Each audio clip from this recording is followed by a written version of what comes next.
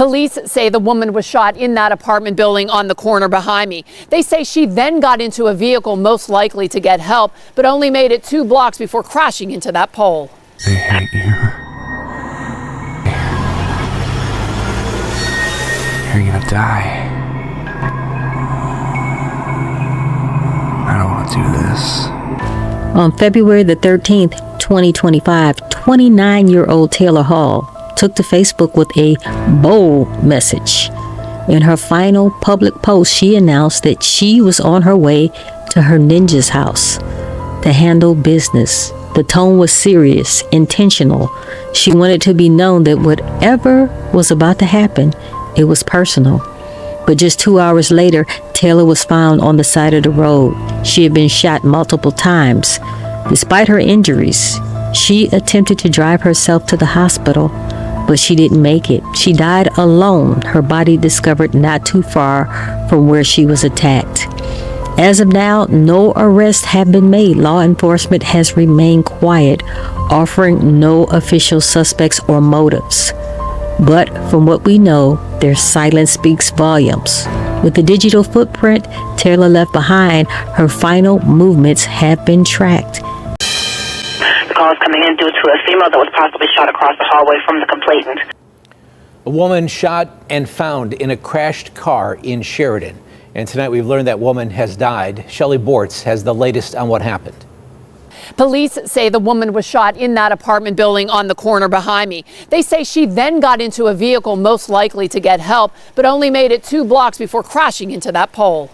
At the 3167 Kelvin Street apartment between Pettyway and Jeffers Street. The call to 911 came in around 8:30 this morning for reports of a woman possibly shot in this apartment building on Kelvin Street in Sheridan. Head to the intersection of Chartiers Avenue and Hoover Street with police and EMS. The call is coming in for a black SUV into a telephone pole. While officers were on their way, another call came in about an SUV that had crashed on Chartiers Avenue, just blocks from the reported shooting.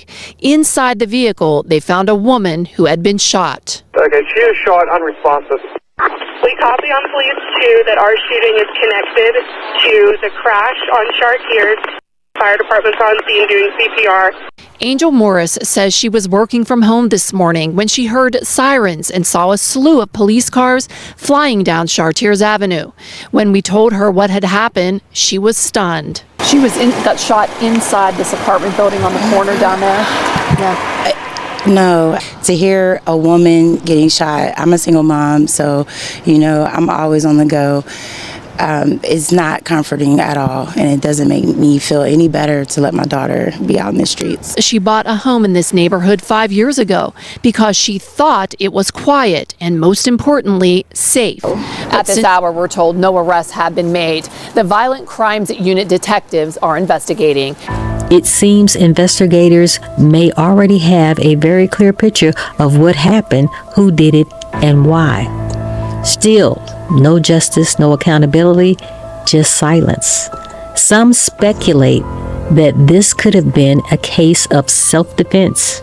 Maybe Taylor went to confront somebody and it escalated. Maybe she expected a conversation but was met with violence. But let's talk about that post. Taylor sounded ready for a fight. And if she was, it begs the question, did she walk into an ambush? Or did things spiral out of control until someone grabbed a gun? Because let's be honest, sometimes the victim isn't just a victim.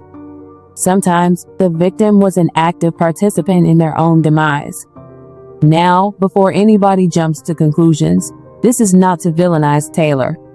This is simply looking at the facts. The police have her phone, they know who she went to see, and they know who lives in that house. And yet, no arrests, no charges, no updates.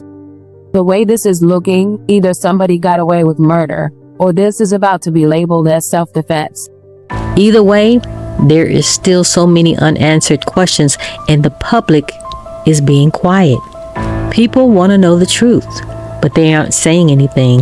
They want to know who pulled the trigger, who left Taylor bleeding in the street, and why haven't anyone been held responsible.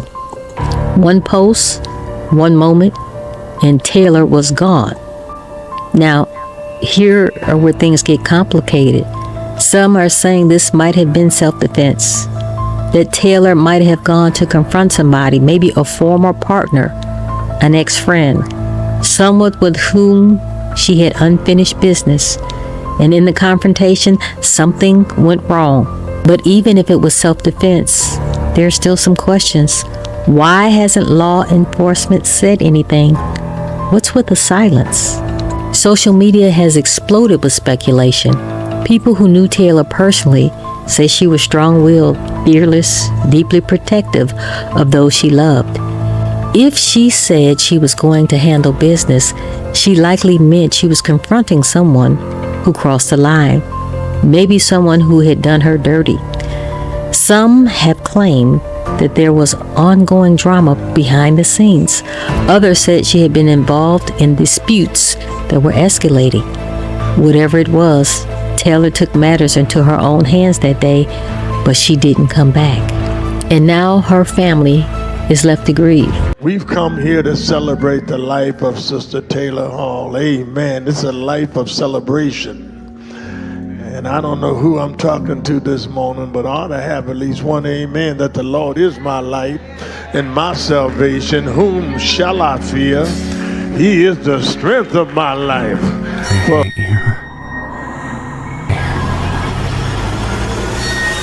You're gonna die. I don't want to do this.